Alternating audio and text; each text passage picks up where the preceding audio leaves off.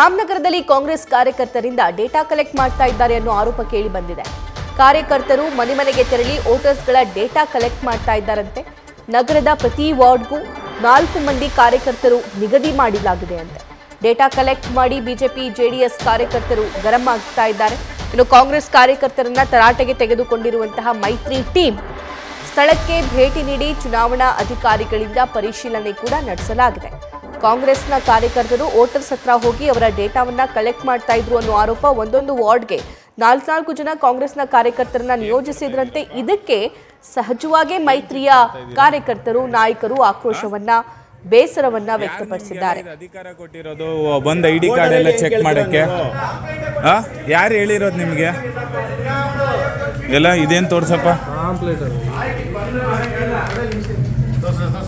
ತೋರಿಸಿ ಅದೇನು ತೋರ್ಸಪ್ಪ ತೋರ್ಸು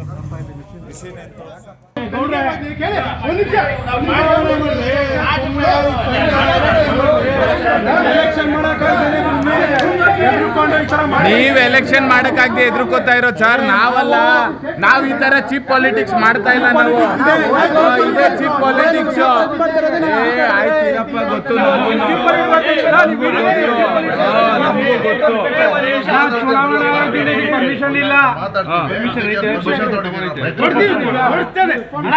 ಸ್ಟೇಟ್ ಪರ್ಮಿಷನ್ ತಗೊಂಡವ್ರೆ. ಕೊಡ್ಲಿ ಬಿಡಿ ಸರ್.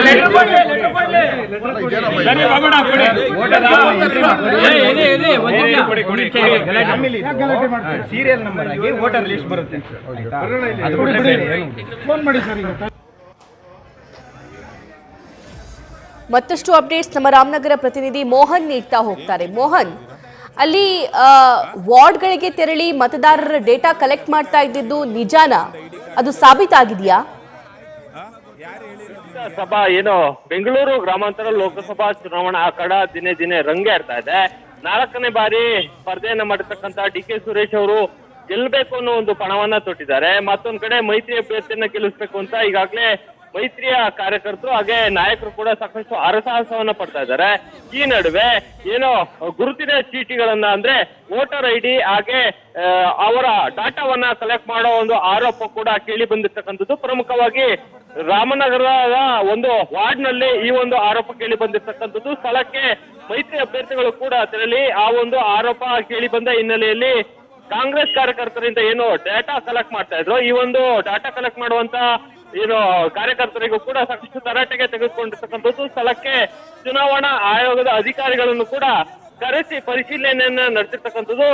ಮತ್ತೊಂದೆಡೆ ಏನು ಕಾರ್ಯಕರ್ತರು ಮೊಬೈಲ್ ಪ್ರಿಂಟರ್ ಅನ್ನ ವಶಕ್ಕೆ ಅಂದ್ರೆ ಮೊಬೈಲ್ ಪ್ರಿಂಟರ್ ಇಂದ ಸದ್ಯ ಎಲ್ಲಾ ರೀತಿಯ ಮಾಹಿತಿಗಳನ್ನ ಪಡೆದು ಅವರಿಗೆ ಒಂದು ಗುರುತಿನ ಚೀಟಿಯನ್ನ ಕೊಡ್ತಾ ಇದ್ರು. ಅಂದ್ರೆ ಆ ಒಂದು ಗುರುತಿನ ಚೀಟಿಯಲ್ಲಿ ಡಿ.ಕೆ. ಸುರೇಶ್ ಅವರ ಭಾವಚಿತ್ರ ಹಾಗೆ ಹಸ್ತದ ಗುರುತು ಹಾಗೆ ಅವರ ಒಂದು ಕ್ರಮ ಸಂಖ್ಯೆ ಕೂಡ ನೋಂದಣಿ ಆಗಿರತಕ್ಕಂಥದ್ದು. ಪ್ರಮುಖವಾಗಿ ಏನು ಅಂದು ನಡೀತಕ್ಕಂತ ಯಾವತ್ತು 26ನೇ ತಾರೀಕು ನಡೀತಕ್ಕಂತ ಮತದಾನದ ಸಮಯವನ್ನು ಕೂಡ ಈಗಾಗಲೇ ಆ ಒಂದು ಇದರಲ್ಲಿ ರಸೀದಿಯಲ್ಲಿ ನಮೂದು ಮಾಡಲಾಗಿದೆ. ಅದಲ್ಲದೆ ಏನು ಮತದಾರರ ಚೀಟಿಯಲ್ಲಿ ಇರ್ತಕ್ಕಂತ ಹಲವು ಮಾಹಿತಿಗಳು ಅಂದ್ರೆ ಅವರಿಗೆ ಸಂಬಂಧಪಟ್ಟಂತ ವೋಟರ್ ಐಡಿಯ ಸಂಖ್ಯೆ ಆಗಿರ್ಬೋದು ಅಥವಾ ಮತಗಟ್ಟೆಯ ವಿವರ ಆಗಿರ್ಬೋದು, ಇದೆಲ್ಲವೂ ಕೂಡ ಆ ಒಂದು ಚೀಟಿ ರಸೀದಿಯಲ್ಲಿ ನಮೂದಾಗಿರ್ತಕ್ಕಂಥ ಆರೋಪ ಕೂಡ ಕೇಳಿ ಬಂದಿರ್ತಕ್ಕಂಥದ್ದು. ಹೀಗಾಗಿ ಸದ್ಯ ಅವರನ್ನ ಅಂದ್ರೆ ಕಾಂಗ್ರೆಸ್ ಕಾರ್ಯಕರ್ತರನ್ನ ತರಟೆಗೆದುಕೊಂಡು ಈಗಾಗಲೇ ತಹಶೀಲ್ದಾರರಿಗೂ ಕೂಡ ದೂರನ್ನ ನೀಡ್ತಕ್ಕಂಥದ್ದು. ಹೀಗಾಗಿ ಏನು ಆರೋಪ ಕೇಳಿ ಬಂದಿದೆ. ಹೀಗಾಗಿ ಚುನಾವಣಾ ಆಯೋಗ ಕೂಡ ಕಣ್ಮುಚ್ಚಿ ಕುಳಿತಿದೆ. ಈ ಕೂಡಲೇ ಸದ್ಯ ಎಲ್ಲಾ ರೀತಿಯ ಕಾನೂನು ಕ್ರಮಗಳನ್ನ ಕೈಗೊಳ್ಳಬೇಕು ಅಂತ ಮೈತ್ರಿ ಕಾರ್ಯಕರ್ತರು ಕೂಡ ಏನು ಚುನಾವಣಾ ಆಯೋಗಕ್ಕೆ ಎಚ್ಚರಿಕೆ ನೀಡಿರ್ತಕ್ಕಂಥದ್ದು. ಇಲ್ಲವಾದಲ್ಲಿ ಮುಂದಿನ ದಿನಗಳಲ್ಲಿ ಉಗ್ರವಾದ ಹೋರಾಟವನ್ನ ಮಾಡಬೇಕಾಗ್ತದೆ ಅನ್ನೋ ಒಂದು ಎಚ್ಚರಿಕೆಯನ್ನ ನೀಡಿರ್ತಕ್ಕಂಥದ್ದು. ಸಭಾ, thank you Mohan. News first ನಿರ್ಭೀತಿಯಿಂದ ನಿಮ್ಮ ಪರವಾಗಿ.